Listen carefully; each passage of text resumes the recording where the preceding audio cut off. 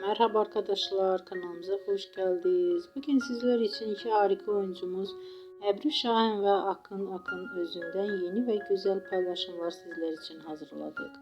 Onlar Hercai dizisinde rol almış ve herkes tarafından beğenilmiştir. Biz de sizler için onların güzel ve romantik karelerini hazırladık. Bu videoların devamlı gelmesini istiyorsanız da kanalımıza abone olup yorum yazmayı unutmayın. Hələlik bizden bu kadar.